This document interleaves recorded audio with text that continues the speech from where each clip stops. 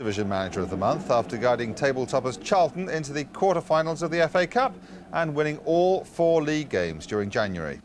Out the side this year, EU national, obviously yes, push search and see what they come up with. Simple as that? Simple as that. You could almost be told a few porkies about certain players and you'd have to go on maybe what that agent said, but this way you can actually check his pedigree, check how many goals he's scored, if he played last week, will he be playing tomorrow, all that sort of thing. So, yeah, that's one point in our favour. It doesn't just update what's going on abroad, you know, it can tell us what's going on in England as well, and, you know, some of the things that the clubs are perhaps doing and their shape and system from Saturday, you know, and if we're playing them the following day or whatever, we can perhaps look into it.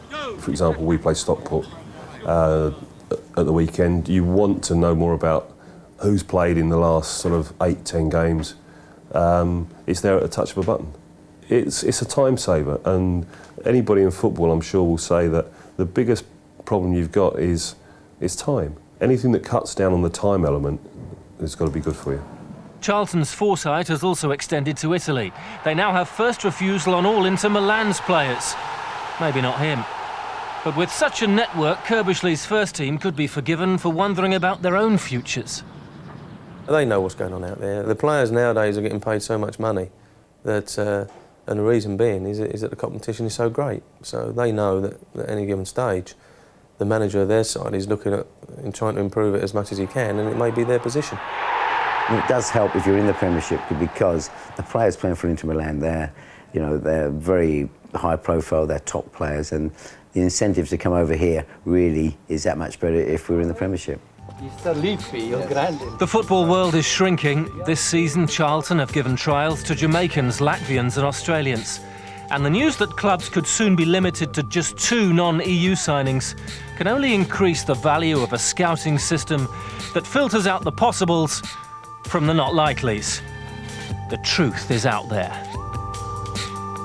I can only see it getting better, and I can only see there being more information, and I'm sure in the fullness of time there'll be a lot more clubs using it. I guess... He's picking on me, you know. He's picking on me because I wear glasses. He thinks it's not good enough because I'm half blind. No, I think I told you, you're with the best team here. You don't want to go scouting around on the net there for another team. But I guess it's everything, isn't it, that the clubs can use these days? Everything they can get their hands on scouting, whether it's the internet or whatever. All possible resources. The internet's obviously coming into play now, very big. Technology, and Charlton, probably the first in Britain, I think, to use it, to utilise it. And they might just get the benefits. They look like they're going to sign Ricardo Fuller for about £1 million, a Jamaican international. Now, whether that's being part of this network or the usual route, it doesn't matter because they're getting players in. But of course, I mean, Charlton are in a great position to attract players at the minute. What they need to do is get in the Premiership and attract a better class of players. They'll be able to afford to attract better players, but they're in a great position to get up there. They've got a real solid base. They used the money well, Alan Kirbishley. He sold one player, Danny Mills, it was £4 million nearly. He's used that very, very well. Good solid squad, great chance of going up.